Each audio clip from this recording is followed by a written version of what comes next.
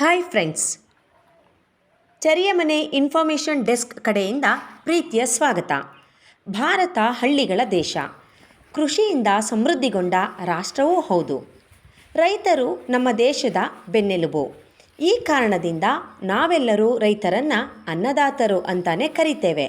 ಆದರೆ ಬದಲಾಗುತ್ತಿರುವ ಕಾಲಘಟ್ಟದಲ್ಲಿ ಆಧುನಿಕತೆ ತಂತ್ರಜ್ಞಾನವು ಹಳ್ಳಿಗಳನ್ನು ಪ್ರವೇಶಿಸುತ್ತಿದ್ದು, ಕೃಷಿಯನ್ನು ನಂಬಿ ಜೀವನ ನಡೆಸುತ್ತಿದ್ದಂತಹ ರೈತರು ತಮ್ಮ ಮೂಲ ಕಸುಬು ವ್ಯವಸಾಯ ಮಾಡುವುದರಲ್ಲಿ ಆಸಕ್ತಿಯನ್ನು ಕಳೆದುಕೋತಾ ಇದ್ದಾರೆ. ಯುವಕರು ಉದ್ಯೋಗಗಳನ್ನು ಅರಸಿ ನಗರ ಪಟ್ಟಣಗಳತ್ತ ವಲಸೆ ಹೋಗ್ತಾ ಇದ್ದಾರೆ.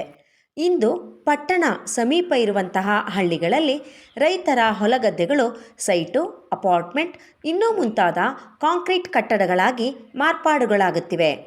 ಹಳ್ಳಿಗಳಲ್ಲಿ ಬಹಳಷ್ಟು ರೈತರು ತಮ್ಮ ಹೊಲ ಗದ್ದೆಗಳನ್ನು ಮಾರಾಟ ಮಾಡಿ ಪಟ್ಟಣಗಳತ್ತ ಆಸಕ್ತರಾಗ್ತಾ ಇದ್ದಾರೆ.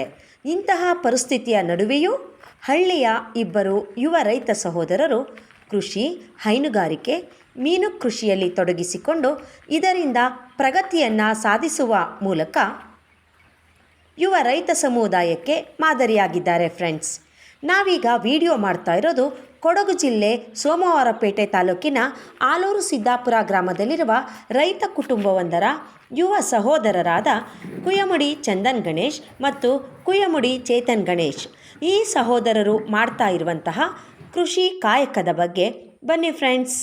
ನಾವೀಗ ಚಂದನ್ ಚೇತನ್ ಸಹೋದರರು ಏನೆಲ್ಲ ಕೃಷಿ ಮಾಡ್ತಾ ಇದ್ದಾರೆ, ಏನೇನು ಹೈನುಗಾರಿಕೆ ಮಾಡ್ತಾ ಇದ್ದಾರೆ, ಹಾಗೆಯೇ ಮೀನು ಕೃಷಿಯಲ್ಲಿ ಹೇಗೆ ತಮ್ಮನ್ನು ತೊಡಗಿಸ್ಕೊಂಡಿದ್ದಾರೆ ಅನ್ನೋದನ್ನು ತಿಳ್ಕೊಳ್ಳೋಣ, ಹಾಗೆಯೇ ನೋಡೋಣ.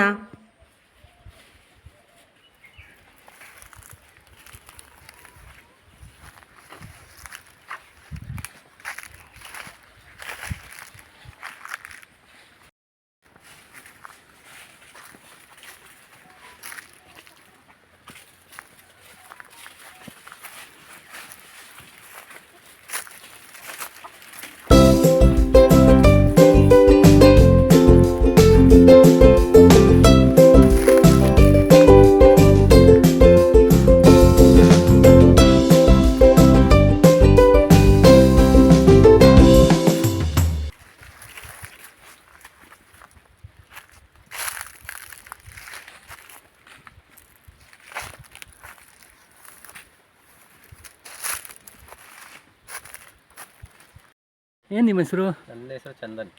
ಯಾವ ಊರು ಇದು? ನಮ್ಮದು ಆಲೂರು ಸಿದ್ದಾಪುರ, ಕೊಡಗು ಜಿಲ್ಲೆ. ಕೊಡಗು ಜಿಲ್ಲೆ, ಸೋಮವಾರಪೇಟೆ ತಾಲೂಕು. ನಿಮ್ಮ ಹೆಸರು? Chandan K G. Chandan K G. ಏನೇನು ವ್ಯವಸಾಯ ಮಾಡ್ತೀರಾ ನೀವು? ನಾವು ಸಮಗ್ರ ಕೃಷಿ, ಎಲ್ಲ ಕೃಷಿನೂ ಮಾಡ್ತಾಯಿದ್ದೀವಿ. ಅದು ಅಂತಿಲ್ಲ, ಏನು ಕೃಷಿಲಿ ಎಷ್ಟು ಬರ್ತವೆ ಅಷ್ಟು ವಿಧಾನ ಮಾಡ್ತಾಯಿದ್ದೀವಿ. ಇವರು ನಿಮ್ಮ ಹೆಸರು? ನನ್ನ ಹೆಸರು ಚೇತನ್ ಅಂತೇಳಿ. ನೀವು ಏನಾಗಬೇಕು? ಅವರಿಗೆ ನಮ್ಮ ಬ್ರದರ್ ಇವರು. ನಾವು ಹಾಗೆ ಅಗ್ರಿಕಲ್ಚರಲ್ಲಿ ಪ್ರತಿಯೊಂದು, ಈಗ ಯಾವುದಂತಿಲ್ಲ, ಅಡಿಕೆ ಆಗಿರಲಿ, ತೆಂಗು ಆಗಿರಲಿ, ಕಾಫಿ ಆಗಿರಲಿ, ಹಾಗೆ ಜೋಳ, ಹಾಗೆ ಹೈನುಗಾರಿಕೆ, ಪ್ರತಿಯೊಂದನ್ನು ನಾವು ಎಲ್ಲ ಇಬ್ಬರು ಅಂದರೆ ನಾವು ಒಟ್ಟಿಗೆ, ತಂದೆ ತಾಯಿ ಮತ್ತು ನಾವೆಲ್ಲ ಒಟ್ಟಿಗೆ ಸೇರಿ ಮಾಡ್ತಾ ಇರೋದು. ಸೊ ಹಾಗಾಗಿ ನಮಗೆ ಅದರಲ್ಲಿ ಒಳ್ಳೆಯ ತೃಪ್ತಿ ಬರ್ತಾ ಇದೆ. ಯಾಕಂದರೆ ನಮಗೆ ಈ IT ಕಂಪ್ನಿಗಳಿಗೆ ಹೋಲ್ಸೋಕೆ ಹೋದರೆ ಸೊ ಅಲ್ಲಿ ಇನ್ನೊಬ್ಬರು ಕೈಯಾಳಾಗಿ ಕೆಲಸ ಮಾಡಬೇಕು. ಸೊ ಇಲ್ಲಿ ಏನಪ್ಪ ಅಂದರೆ ನಾವೇ ನಮ್ಮ ಸ್ವಂತ ಇದರಲ್ಲಿ ಕೆಲಸ ಮಾಡ್ಕೊಂಡು ಹೋಗ್ಬೋದು. ಯಾರು ಅಡಿಯಾಳಾಗಿರೋದಿಲ್ಲ. ಎಷ್ಟೇ ಕೆಲಸ ಮಾಡಿದರೂ ಎಲ್ಲ ನಮ್ಮ ಇದರಲ್ಲಿರುತ್ತೆ. ಸೊ ಹಾಗಾಗಿ ನಮಗೆ ಇದರಲ್ಲಿ ಒಳ್ಳೆ ಒಂದು ತೃಪ್ತಿಯನ್ನು ಸಿಗ್ತಾ ಇದೆ ಅಂತ ಹೇಳ್ಬೋದು. ಅವ್ರೆ, ನಿಮ್ಮ ಎಜುಕೇಷನ್ ಏನು? ನಂದು PUC ಆಗಿ ITI ಮಾಡಿ IT ಆಗಿದೆ. IT ಆಗಿ ಬೆಂಗಳೂರಲ್ಲಿ ಒಂದು 5 ವರ್ಷ ಕೆಲಸ ಮಾಡಿದೆ. ಆಮೇಲೆ ಬೆಂಗಳೂರು ಕೆಲಸ ಅಷ್ಟು ಇಷ್ಟ ಆಗಲಿಲ್ಲ, ವಾಪಸ್ ರಿಟರ್ನ್ ಬಂದು ಕೃಷಿಗೆ ಜಾಯ್ನ್ ಆಗಿ. ಚೇತನ್ ಅವರೇ, ನಿಮ್ಮ ಎಜುಕೇಷನ್ ಏನು?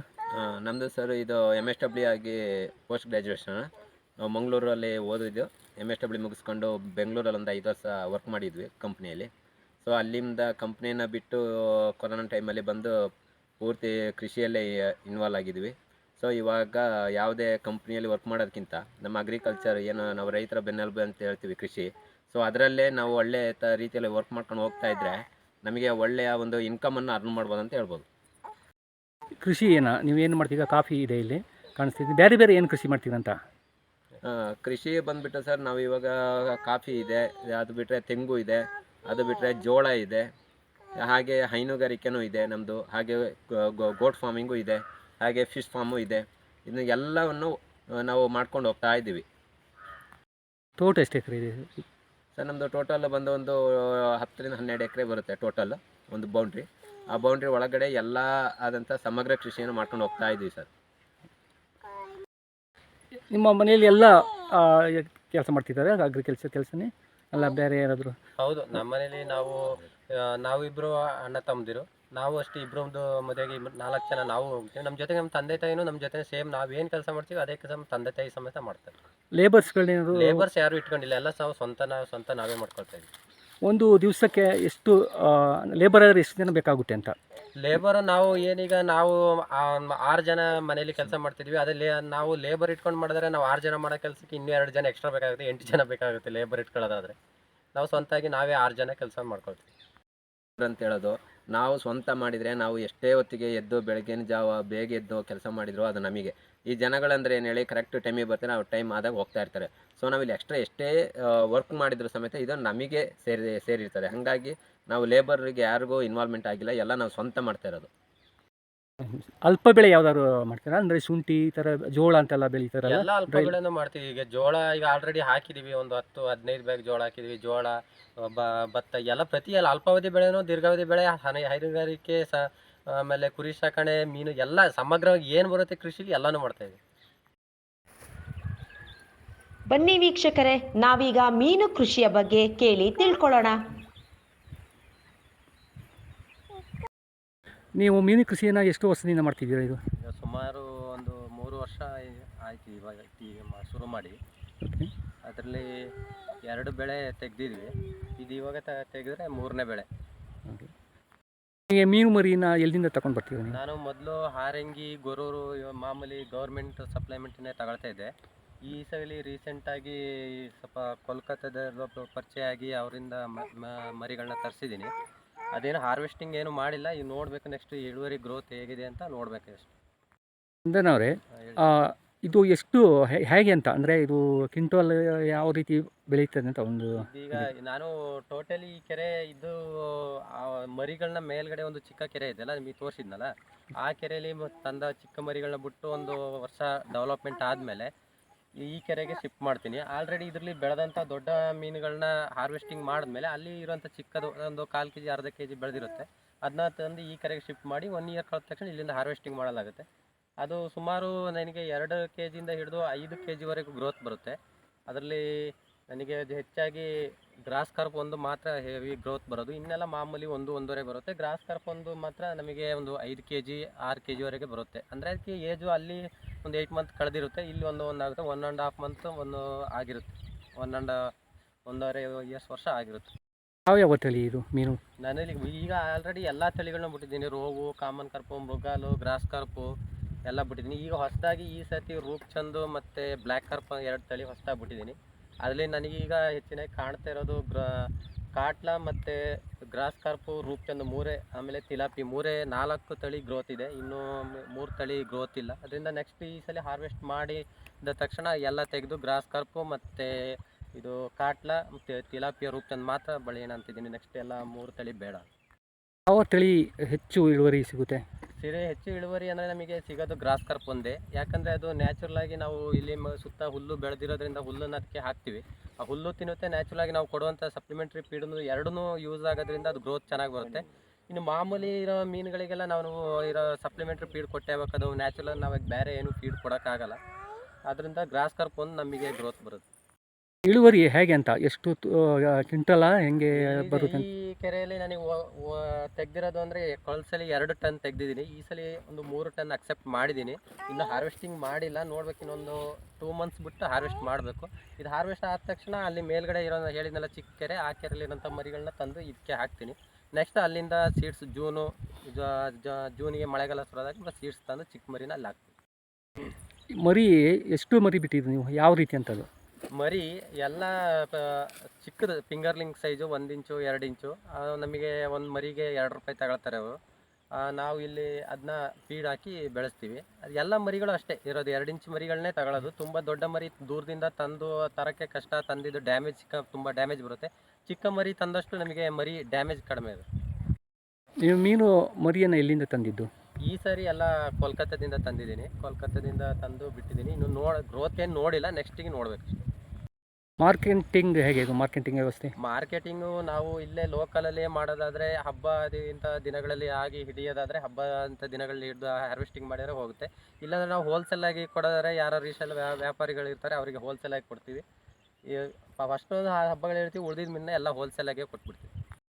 ಹೇಗೆ ಕೆ ಜಿಗೆ ಹೇಗೆ ಇದು ಕೆ ಜಿ? ನಾವು ಇಲ್ಲೇ ಮಾರೋದಾದರೆ 180ರಲ್ಲಿ ಮಾರ್ತೀವಿ. ಹೋಲ್ಸೇಲ್ ಕೊಡೋದಾದರೆ 130, 135, ಸೈಜ್ ಇದ್ದರೆ 140ವರೆಗೆ ಹೋಗುತ್ತೆ ಹೋಲ್ಸೇಲ್ ಆದರೆ. ನಾವು ಇಲ್ಲೇ ಹೋಲ್ಸೇಲ್ ಕೊಡೋದು, ಇಲ್ಲೇ ಹಿಡಿದು ಸೇಲ್ ಮಾಡೋದಾದರೆ ಇಲ್ಲೇ ಕೆರೆ ಹತ್ರ ಬಂದು ತಗೊಳ್ಳೋದು 180 ರೂಪಾಯಿಯಾಗಿ ಸೇಲ್ ಮಾಡ್ತೀವಿ. ಯಾವ ತಳಿ ಮೀನಿಗೆ ಡಿಮ್ಯಾಂಡ್ ಜಾಸ್ತಿ? ಎಲ್ಲ ತಳಿಗೂ ಒಂದೇ ಡಿಮ್ಯಾಂಡ್, ಏನು ಅದು ಇದು ಅಂತ ಏನಿಲ್ಲ. ಎಲ್ಲ ಮೀನಿಗೂ ಒಂದೇ ರೇಟು, ಏನು ಅದಕ್ಕೂ ರೇಟ್ ಜಾಸ್ತಿ ಇದಕ್ಕೆ ರೇಟ್ ಜಾಸ್ತಿ ಅಂತಿಲ್ಲ. ಎಲ್ಲ ಮೀನುಗಳಿಗೆ ಒಂದು ಸಮಾನ ಒಂದೇ ರೇಟ್. ನೀವು ಮೀನು ಸಾಕಾಣಿಕೆ ಮಾಡ್ತೀರಲ್ವ, ಅಲ್ಲಿ ಒಂದು ವರ್ಷಕ್ಕೆ ಎಷ್ಟು ಖರ್ಚು ಬರುತ್ತೆ ಅಂತ ನಿಮಗೆ? ಎಲ್ಲ ಬೆಳೆಗಳಿಗೆ ಏನು ಖರ್ಚು ಬರುತ್ತೆ ಇದಕ್ಕೂ ಸೇಮ್ ಅಷ್ಟೇ ಖರ್ಚು ಬರುತ್ತೆ. ಖರ್ಚಲ್ಲಿ ಏನು ವ್ಯತ್ಯಾಸ ಇಲ್ಲ, ಅರ್ಧ ಖರ್ಚು ಹೋಗುತ್ತೆ. ಆದರೆ ಇದರಲ್ಲಿ ಲೇಬರ್ಗಳ ಸಮಸ್ಯೆ ಇರೋದಿಲ್ಲ. ಬೇಕಾದ್ರೆ 10 ಅಲ್ಲ 20 ಕೆರೆಗಳಿದ್ರೂ ಒಬ್ಬನೇ ಮೇಂಟೈನ್ ಮಾಡ್ಬೋದು. ಬೇರೆ ವ್ಯವಸ್ಥೆಯಲ್ಲಾದರೆ ಲೇಬರ್ಗಳ ಸಮಸ್ಯೆ ಇರುತ್ತೆ, ಲೇಬರ್ಗಳು ಜಾಸ್ತಿ ಬೇಕಾಗುತ್ತೆ. ಇದಕ್ಕೆ ಅಂಥ ಸಮಸ್ಯೆ ಏನಿರಲ್ಲ. ನೀರಿನ ಕ್ವಾಲಿಟಿ ಅದೊಂದು ನೀಟಾಗಿ ಮೇಂಟೈನ್ ಮಾಡ್ಕೊಂಡು ಹೋದರೆ ಸಮಸ್ಯೆ ಇಲ್ಲ. ಒಬ್ಬ ಬೇಕಾದ್ರೆ ಇಂಥ ಒಂದು 10-20 ಕೆರೆ ಆದ್ರೂ ಮೇಂಟೈನ್ ಮಾಡ್ಬೋದು. ಈ ಮೀನಿಗೆ ಫುಡ್ ಯಾವ ರೀತಿ, ಏನೇನು ಫುಡ್ ಈಗ ಹಾಕ್ತೀರಾ? ನ್ಯಾಚುರಲ್ ಆಗಿ ಗ್ರಾಸ್ ಕಾರ್ಪಿ ಬಂದು ನಾವು ಈಗ ಮಾಮೂಲಿ ಹಸುಗಳಿಗೆ ಬೆಳೀತಂಥ ಸೀಮೆ ಹುಲ್ಲು, ಜೋಳ, ಈ ಥರ ಹುಲ್ಲುಗಳನ್ನೇ ಹಾಕ್ತೀವಿ. ಇನ್ನು ಉಳಿದ ಎಲ್ಲ ಮೀನುಗಳು ಅಂದರೆ ನೀರಿಗೆ ಏನು ಎಲ್ಲ ಲೇಯರ್ಗಳ ಮೀನು ಬೇಕಂದ್ರೆ ಎಲ್ಲ ಮೀನುಗಳನ್ನ ಬಿಟ್ಟಿರ್ತೀವಿ. ಆದರೆ ಗ್ರಾಸ್ ಕಾರ್ಪನ್ನ ಜಾಸ್ತಿ ಯೂಸ್ ಮಾಡ್ತೀವಿ. ಯಾಕಂದರೆ ನಮ್ಮಲ್ಲಿ ನ್ಯಾಚುರಲ್ ಆಗಿ ಹುಲ್ಲು ಸಿಗೋದ್ರಿಂದ ಗ್ರಾಸ್ ಕಾರ್ಪ್ಗಳನ್ನೇ ಜಾಸ್ತಿ ಬೆಳಿತೀವಿ. ನಮಗೆ ಜಾಸ್ತಿ ಲಾಭ ಬರೋದು ಗ್ರಾಸ್ ಕಾರ್ಪಿಂದಲೇ. ಒಟ್ಟಾರೆ ಈ ಮೀನುಗಾರಿಕೆಯಿಂದ ನಿಮಗೆ ಲಾಭ ಇದೆಯಾ ಹೇಗೆ? ಲಾಭ ಇದೆ. ಅದೇ ಏನೇ ಮಾಡಿದ್ರು ಅರ್ಧ ಖರ್ಚು ಹೋಗುತ್ತೆ, ಅರ್ಧ ಉಳಿತಾಯ. ಒಂದು ಸಮಸ್ಯೆ ಏನಿದ್ರೆ ಒಬ್ಬ ಇದ್ರೆ ಎಷ್ಟು ಬೇಕಾದರೆ ಅದನ್ನ ಮೇಂಟೈನ್ ಮಾಡ್ಬೋದು, ಮಾಡ್ಬೋದು. ಲೇಬರ್ಗಳ ಸಮಸ್ಯೆ ಇರೋದಿಲ್ಲ, ಅದೇ ಒಂದು ಮುಖ್ಯ ನಮಗೆ. ಈಗ ಈ ಸಮಸ್ಯೆ ಇರೋದೇ ಲೇಬರ್ಗಳ ಸಮಸ್ಯೆ. ಇದರಲ್ಲಿ ಲೇಬರ್ಗಳ ಸಮಸ್ಯೆ ಒಂದೇನಿಲ್ಲ. ಬೇಕಾದ್ರೆ ನಾವಿಲ್ಲ ಅಂದ್ರೆ ನಮ್ಮ ಮಿಸ್ಸಸ್ ಯಾರಾದರೂ ಒಬ್ಬರು ಬಂದು ಫೀಡ್ ಹಾಕಿ ಹೋಗ್ಬೋದು. ಈ ಮರಿಗಳು ಇವಾಗ ಮರಿಗಳ ಅಲ್ಲ ಹೇಗೆ ಅಂತ ಇದರಲ್ಲಿರೋದು ಈಗ ದೊಡ್ಡದೇ ಎಲ್ಲ ಅರ್ಧ ಕೆಜಿ ಮೇಲ್ಪಟ್ಟ ಮರಿಗಳನ್ನೇ ಇಲ್ಲಿಗೆ ಬಿಟ್ಟಿರೋದು. ಮರಿಗಳನ್ನೆಲ್ಲ ನಾವು ಮೇಲೆ ಚಿಕ್ಕ ಪಾಂಡಲ್ಲಿ ಸಾಕ್ತೀವಿ. ಮರಿ ಬಿಟ್ಟು ಎಷ್ಟು ದಿವಸ ಆಯ್ತು? ಇದಕ್ಕೀಗ ಬಿಟ್ಟು ಒಂದು 9 ಮಂತ್ಸ್ ಆಯಿತು. ಇದನ್ನು ಸೇಲ್ ಮಾಡಬೇಕಾದ್ರೆ ಸೇಲ್ ಮಾಡೋದು ನೆಕ್ಸ್ಟ್ ಅದೇ ಈ ನೆಕ್ಸ್ಟ್ ಇನ್ನೊಂದು ನಾವು ಜಾಸ್ತಿ ಇನ್ನು ಯುಗಾದಿಗೆ ಇದು ಮಾಡ್ತೀವಿ. ನೆಕ್ಸ್ಟ್ ಏಪ್ರಿಲ್ ಯುಗಾದಿಗೆ ಹಿಡಿಯೋದು. ವೀಕ್ಷಕರೇ, ಮೀನು ಕೃಷಿಯ ಬಗ್ಗೆ ತಿಳ್ಕೊಂಡಾಯ್ತು. ಬನ್ನಿ ಹಾಗಾದರೆ ಹೋಗೋಣ. ಈ ಸಹೋದರರು ಹೈನುಗಾರಿಕೆ ಕೃಷಿಯನ್ನು ಮಾಡ್ತಾ ಇದ್ದಾರೆ. ಇದರಲ್ಲಿ ಒಂದಾದಂತಹ ಕುರಿ, ಆಡು, ಮೇಕೆ ಸಾಕಾಣಿಕೆಯನ್ನು ಮಾಡ್ತಾ ಇದ್ದಾರೆ. ಅದನ್ನು ಹೇಗೆ ಸಾಕ್ತಾ ಇದ್ದಾರೆ ಅನ್ನೋದನ್ನು ಮಾಹಿತಿಯನ್ನು ಪಡ್ಕೊಳ್ಳೋಣ.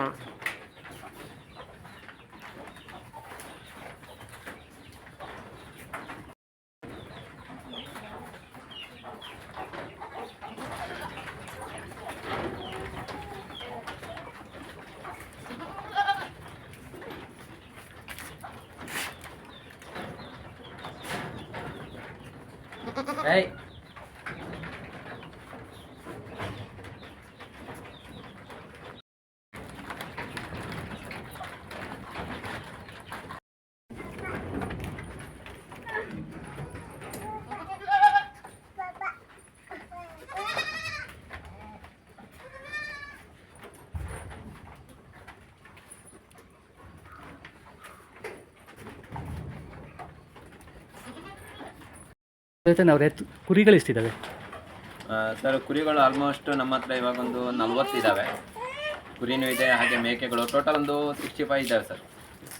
ಯಾವ ತಳಿ ಅಂತ ಹೇಳ್ತೀರಾ ಸರ್? ನಮ್ಮ ಹತ್ರ ಇವಾಗ ಇದರಲ್ಲಿ ಬಂದರೆ ಕೆಂಪು ಕುರಿ, ಎಳ್ಗ ಅಂತ ಹೇಳ್ತೀವಿ.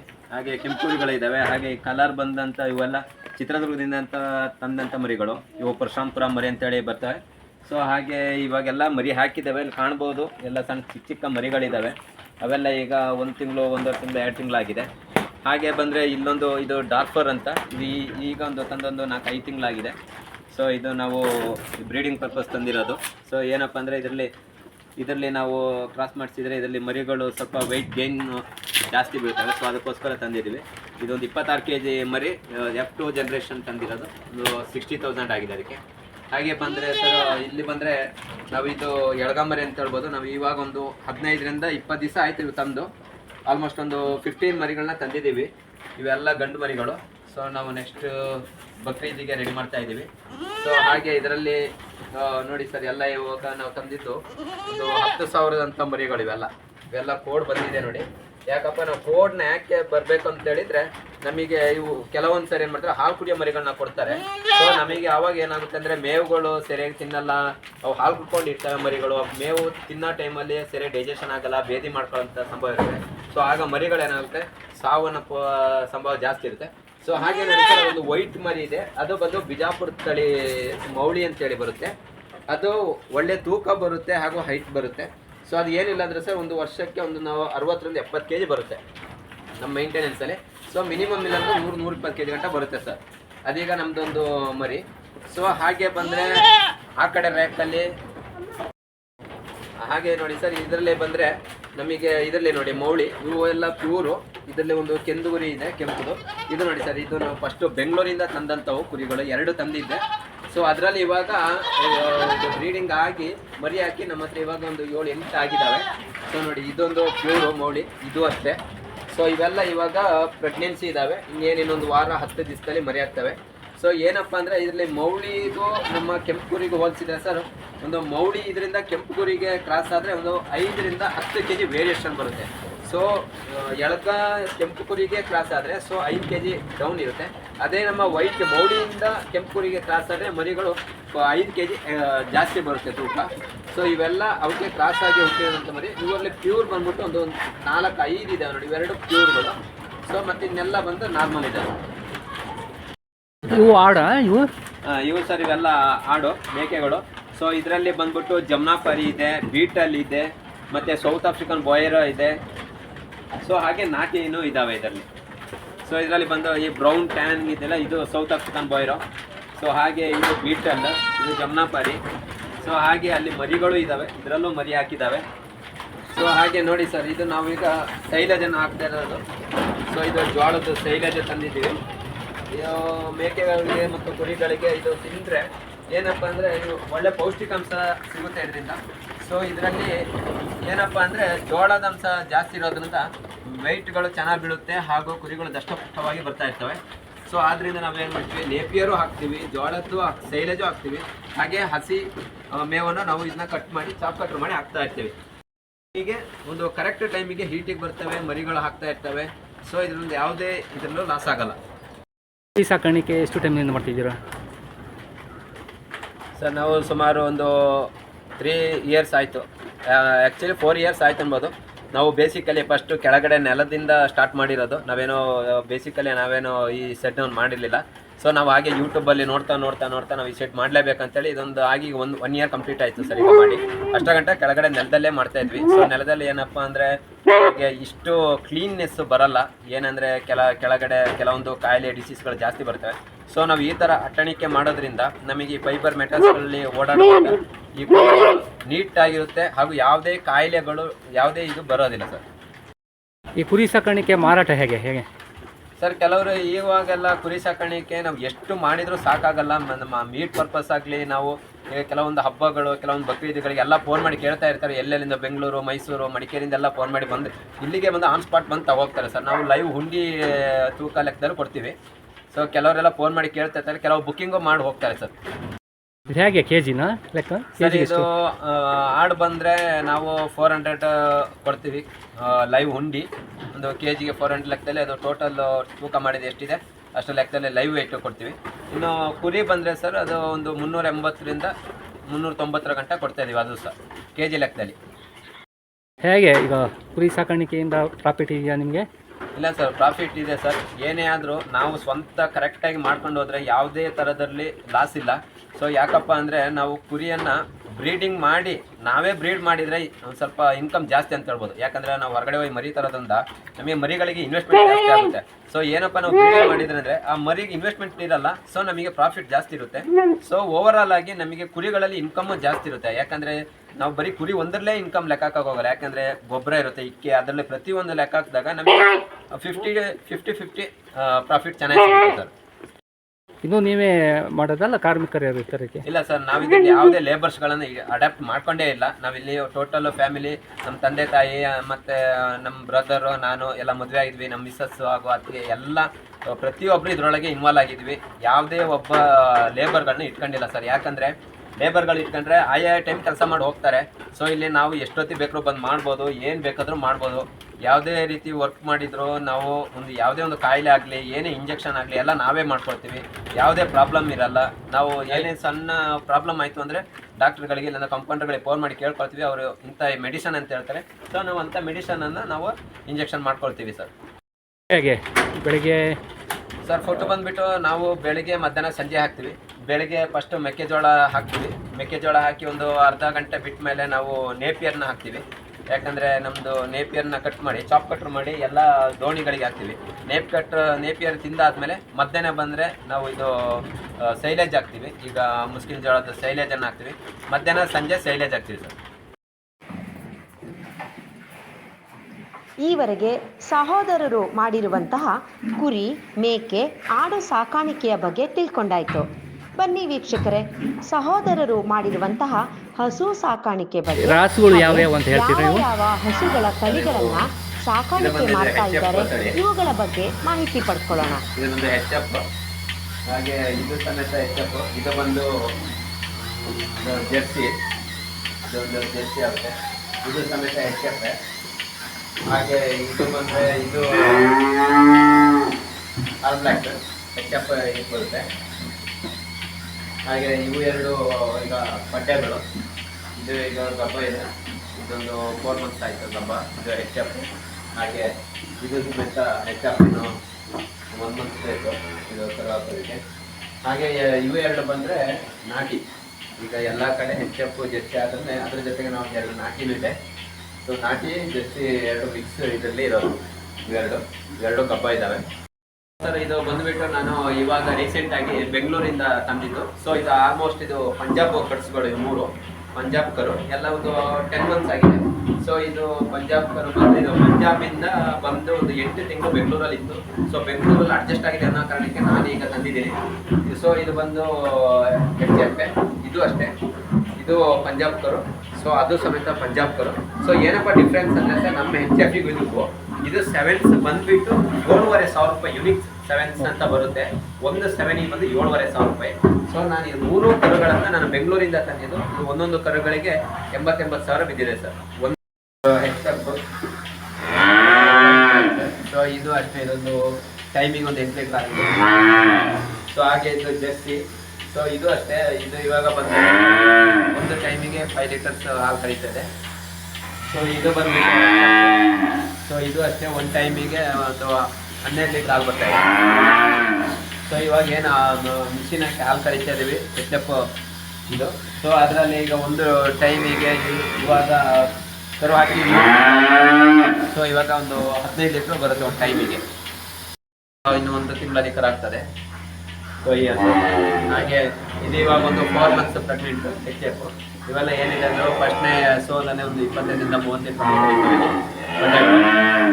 ಸೊ ಆಲ್ರೆಡಿ ಇದು ಜೆರ್ಸಿ HF ಇದು. ಸೊ ಇದು ಆಲ್ರೆಡಿ ಸೆಕೆಂಡ್ ಇದು. ಸೊ ಇವಾಗ ಇದು 12 ಲೀಟರ್ ಮಿಲ್ಕ್ ಇದೆ ಪರ್ ಟೈಮ್. ಎಷ್ಟು ಹಸುಗಳನ್ನು ಹಾಲು ಕರೀತಿದ್ದೀರಾ ಇವಾಗ ನೀವು? ಸೊ ನಾವು ಇವಾಗ ಎಟ್ ಪ್ರೆಸೆಂಟ್ ಒಂದು 5 ಹಸುಗಳಿಂದ ಹಾಲನ್ನು ಕರೀತಾ ಇದ್ದೀವಿ ಮಿಷಿನಲ್ಲಿ. ಸೊ ನಾವು ಮೊದಲಿಗೆ ಬಂದು ಒಂದು ಟೈಮಿಗೆ 2 ಟೈಮಿಂದ 150ರಿಂದ 180 ಲೀಟರ್ ಹಾಲು ಹಾಕ್ತಾಯಿದ್ವಿ. ಸೊ ಇವಾಗ ಸ್ವಲ್ಪ ಕಡಿಮೆ ಮಾಡಿ ಇವಾಗ ಒಂದು 2 ಟೈಮಿಂದ 80 ಲೀಟರ್ ಹಾಲು ಹಾಕ್ತಾಯಿದ್ವಿ. ಸೊ ಹಾಗೆ ಇವೆಲ್ಲ ಕರು ಹಾಕಿದಾಗ ನಮಗೆ ಇನ್ನೇನಿಲ್ಲ ಅಂದರೆ ಒಂದು 150ರಿಂದ 200 ಲೀಟರ್ ಹಾಲು ಒಂದೊಂದು ತಳಿಗಳು. ಒಂದು ಟೈಮಿಂದ 2 ಟೈಮಿಂದ ಒಂದು 200 ಲೀಟರ್ ಹಾಲು ಗಂಟೆ ಹೋಗುತ್ತೆ. ಸೊ ಇವಾಗ ಎಟ್ ಪ್ರೆಸೆಂಟ್ ಏನಿದೆ ನಾವು 80 ಲೀಟರ್ ಗಂಟೆ ಹಾಲು ಹಾಕ್ತಾ ಇದ್ದೀವಿ.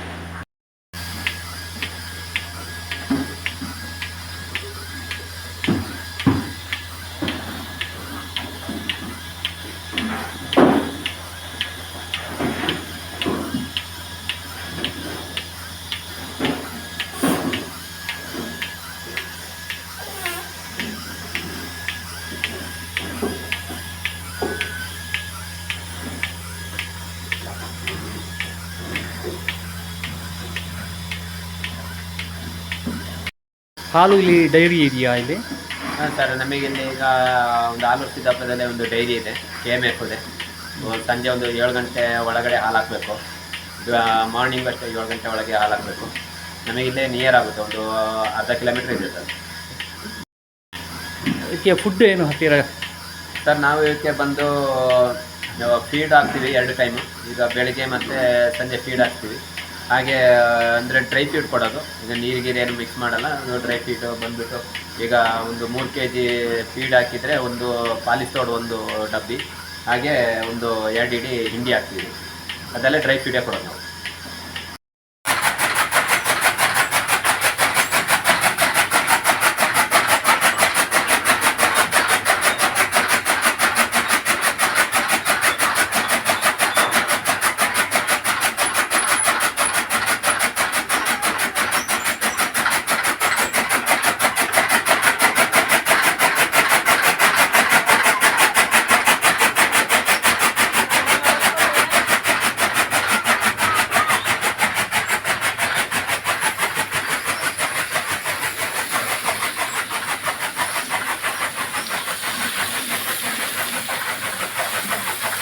ಡಿಪಾರ್ಟ್ಮೆಂಟ್ ಅವರು ಏನಾದರೂ ಸಲಹೆ ತಗೊಳ್ತೀರಾ, ಅಂದರೆ ವೆಟನರಿ ಡಿಪಾರ್ಟ್ಮೆಂಟ್ ಕಡೆಯಿಂದ? ಸರ್ ಈಗ ಆಲ್ಮೋಸ್ಟು ಏನೇ ದನಗಳಿಗೆ ಏನೇ ಪ್ರಾಬ್ಲಮ್ ಆದರೂ ಆಲ್ಮೋಸ್ಟ್ ನಾವೇ ಮಾಡ್ಕೊಳ್ತೀವಿ. ಯಾಕಂದರೆ ಡಿಪಾರ್ಟ್ಮೆಂಟಿಂದ ಸಲಹೆ ತಗೊಂಡು ಯಾವ ರೀತಿ ಇಂಜೆಕ್ಷನ್, ಯಾವ ರೀತಿ ಮೆಡಿಸಿನ್ ಮಾಡಬೇಕು ಆಯಾ ಟೈಮಿಗೆ ಅದನ್ನು ನಾವು ಮಾಡ್ತೀವಿ. ಮೇಜರ್ ಏನೇ ಪ್ರಾಬ್ಲಮ್ ಇದ್ದರೂ ನಾವು ಮಾಡ್ಕೊಳ್ತೀವಿ. ಬಟ್ ಅಂತ ಇದು ಏನಾದರೂ ಗ್ಲೂಕೋಸ್ ಹಾಕೋದಾಗಲಿ ಅಂತ ಇದ್ರೆ ಮಾತ್ರ ನಾವು ಡಾಕ್ಟರ್ಗಳನ್ನ ಕರ್ತೀವಿ. ಇನ್ನು ಮಿಕ್ಕಿದ್ದಕ್ಕೆಲ್ಲ ಅವ್ರದ್ದು ಸಲಹೆ ತಗೊಂಡು ನಾನೇ ಇಂಜೆಕ್ಷನ್ ಮಾಡ್ತೀವಿ.